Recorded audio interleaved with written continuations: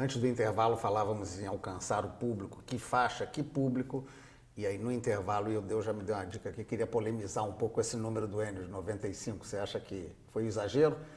Não, de certa maneira sim. O que eu acho é que a população brasileira, em particular nas escolas, existe até uma informação científica bastante difusa, mas ela não é uma informação científica qualificada. E nem os jovens na escola trabalham com conhecimento científico da maneira mais interessante, mais dinâmica.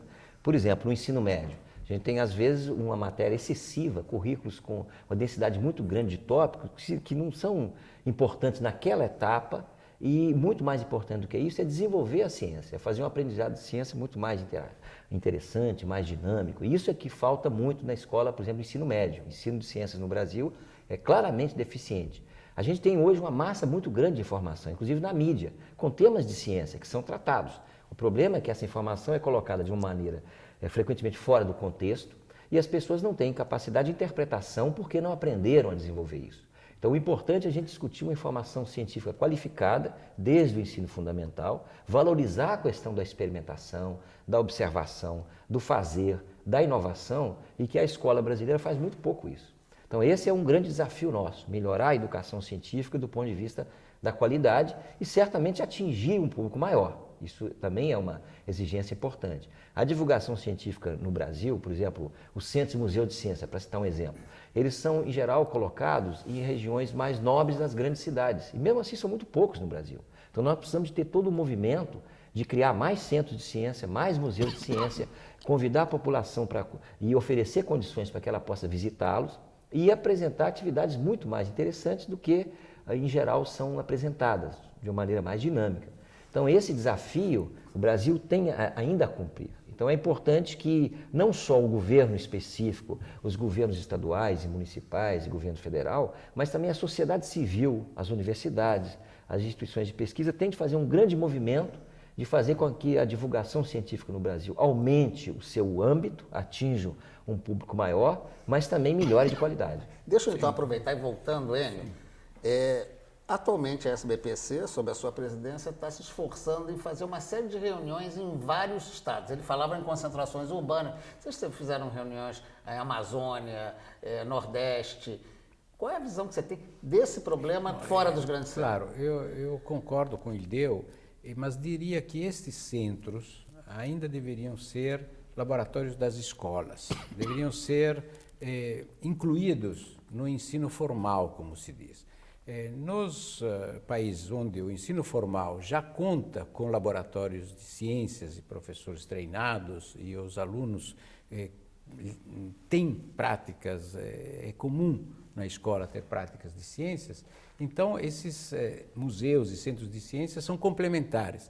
Nós ainda não temos o básico, ou seja, não temos o ensino de ciências nas escolas com os seus devidos espaços, devidos laboratórios. E aí, eu diria, os nossos centros de ciências deveriam ser os laboratórios das escolas, inicialmente. Daqui a 10 anos, quem sabe, poderíamos passar para uma outra etapa que seria centros complementares, centros de difusão mais ampla para toda a população. O foco, no seu entendimento, ainda seria dentro da escola? Eu acho que se nós não temos noções elementares, as experiências básicas da ciência, a discussão sobre ciência se torna uma discussão qualitativa importante, de questões de valores, que, por exemplo, se mencionou a questão do clone e da novela. É verdade, mas o clone não fez divulgação científica, levantou uma questão ética, uma questão de moral, ligada a um fato da ciência moderna ou da ciência antiquíssima, ou seja, é possível a clonagem ou não. Mas nesse sentido não foram fornecidos aos espectadores elementos para pensar sobre a questão da clonagem do ponto de vista científico. Foram dados alguns elementos de como pensar o que se faria frente ao clone e ao real. Bem aí, Luísa, o que seria a divulgação? Vamos lá. Eu tenho uma visão um pouco mais informal da divulgação científica. Eu acho que é papel, sim, da divulgação científica provocar o interesse, não necessariamente só passar a transmitir conteúdos de ciência, mas provocar o interesse das pessoas para temas de ciência. Nesse sentido, eu acho que o clone pode sim ser considerado divulgação científica, como a provocação, como despertar do interesse, como provocando debate. Henrique, sua opinião sobre isso? A divulgação é isso? O que é? Eu discordo de Luiz. Eu acho que o clone realmente levanta uma questão ética, cultural, que afeta a sociedade toda, mas não divulga nenhum conceito científico necessariamente.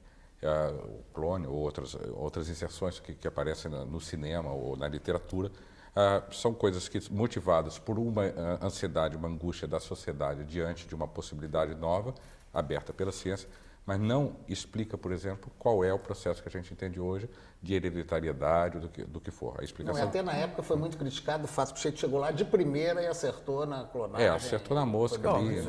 Isso daí é uma parte da ficção.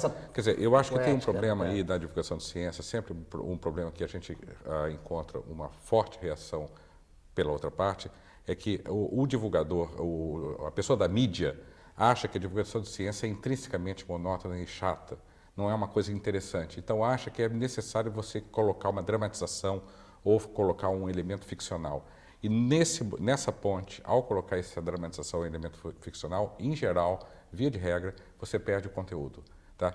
Na verdade, por outro lado, a divulgação de ciência pode ser muito interessante, muito instigante e muito mais simpática do que essas criações ficcionais que caem normalmente também no senso comum. Deixa eu botar um pouquinho mais de provocação nisso.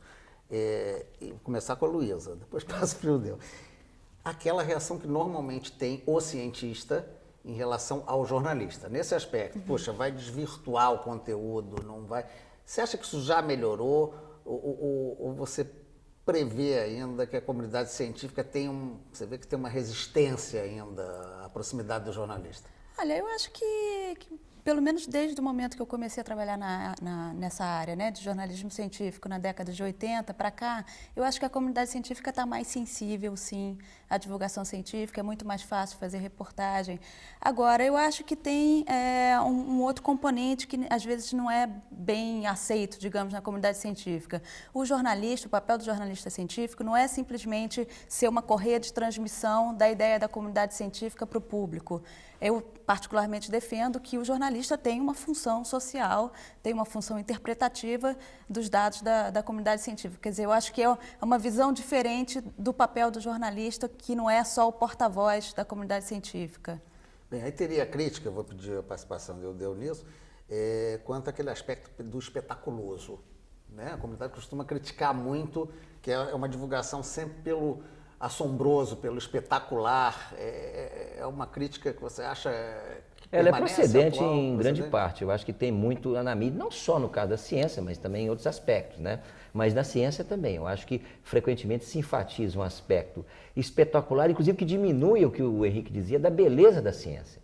Então, esse aspecto de não passar o conteúdo de uma maneira adequada e passá-lo distorcido é uma questão séria na questão da divulgação científica. Mas, por outro lado, a comunidade científica também tende a se fechar muito nesse aspecto da divulgação. Eu acho que, inclusive, que essa tensão, ao contrário de outros, eu acho que é uma tensão positiva entre o olhar do jornalismo científico e o olhar dos cientistas sobre o que a ciência significa para ambos e como transmitir isso para a sociedade. Então, essa tensão, desde que as pessoas façam isso com competência e que procurem se aprofundar, eu acho que ela é positiva nesse sentido, porque são olhares diversos sobre uma atividade social importante.